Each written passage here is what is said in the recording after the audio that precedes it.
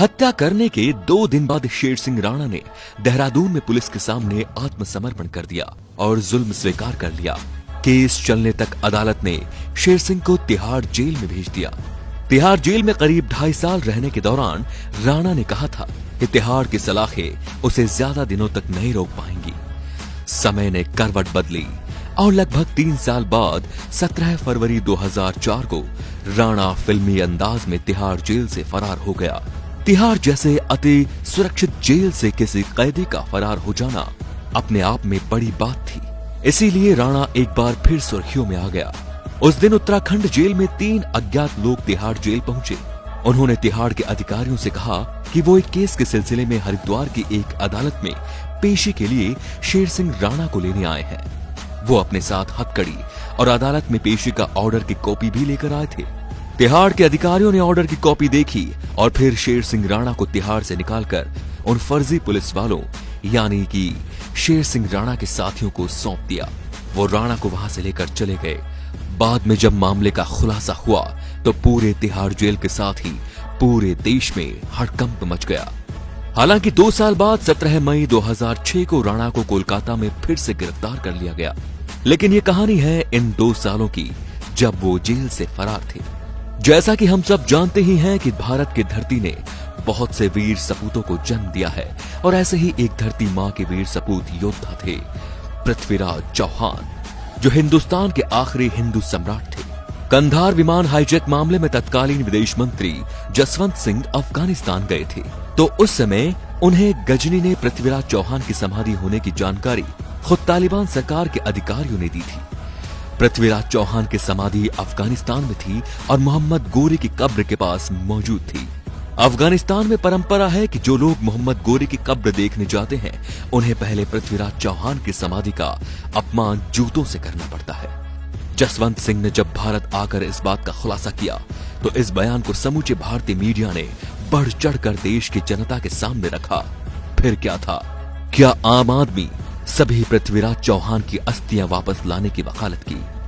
प्रयास करने की जहमत शायद किसी ने नहीं उठाई, लेकिन जब शेर सिंह राणा को पता चला तो उन्होंने सम्राट पृथ्वीराज चौहान की समाधि के अवशेष सम्मान के साथ भारत वापस लाने का प्रण लिया। सबसे पहले रांची से फर्जी पासपोर्ट बनवाया और कोलकाता पहुंच गया, जहां से राणा ने बांग्लादेश का वीजा बनवाया और पहुंच गया बांग्लादेश, जहां राणा ने फर्जी दस्तावेजों की मदद से यूनिवर्सिटी में दाखिला लिया और इसी दौरान उन्होंने अफगानिस्तान का वीजा भी बनवाया और फिर राणा ने कदम रखा अफगानिस्तान में। अफगानिस्तान में पहुंचकर राणा काबुल और कंधार से होते हुए गजनी पहुंचे, जहां मोहम्मद गौरी और पृथ्वीराज चौहान की समाधियां बनी थी। तालिबान के उस जमीन पर हर कदम पर खतरा था। इस तरह तालिबानियों की गढ़ में शेर सिंह राणा ने 1 माह गुजारा और पृथ्वीराज चौहान की समाधि को खोजते रहे और आखिरकार उन्हें वो जगह मिल ही गई और वहां शेर सिंह ने चौहान का अपमान अपनी आंखों से देखा और अपने कैमरे में कैद किया।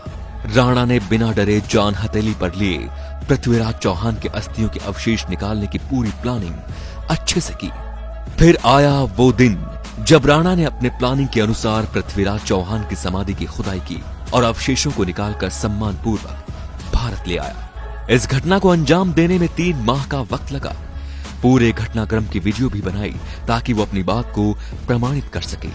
बाद में राणा ने अपनी मां की मदद से गाजियाबाद की पिलखुआ में पृथ्वीराज चौहान का मंदिर बनवाया, जहां पर उनकी अस्थियां रखी गई। आधिकारिक तौर पर इस बात की पुष्टि आज तक नहीं हो पाई है, लेकिन जिसने भी राणा के कारनामे की कहानी सुनी गर्व से भर गया।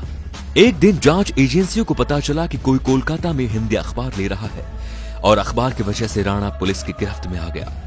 2006 कोलकाता के गेस्ट हाउस से दिल्ली पुलिस ने उन्हें गिरफ्तार कर दोबारा तिहाड़ जेल भेज दिया, जहां पर उन्होंने जेल डायरी तिहाड़ से काबुल कंधार तक नाम की एक किताब लिखी। एंड ऑफ बेंडिट क्वीन नामक फिल्म शेर सिंह राणा के जीवन पर ही आधारित है, जिसमें शेर सिंह राणा का किरदार अभिनेता नवाजुद्दीन सिद्दीकी ने निभाया है। तो ये शेर सिंह राणा के अदम्य साहस और कारनामे की कहानी शेर सिंह द्वारा उठाए गए इसी कदम का स्वागत है। आपको बता दें कि शेर सिंह राणा द्वारा की गई हत्या और भारत के कानून का अनादर करने का बिल्कुल भी हम समर्थन नहीं करते। इस वीडियो को बनाने का मकसद सिर्फ शेर सिंह के इस साहसिक कारनामे को सभी के सामने लाने के लिए किया गया है, जब सरकार सब कुछ जानने के बाद भी सो रही थी और विपक्ष राजनीति कर रहा था, तब शेर सिंह ने अकेले बीड़ा उठाया धरती मां के वीर सपूत को वो सम्मान दिलाने का जिसके वो हकदार थे। तो दोस्तों, अगर आपको ये वीडियो पसंद आया हो तो प्लीज इसे आगे से आगे शेयर जरूर कीजिए और कमेंट में लिखिए जय हिंद, धन्यवाद।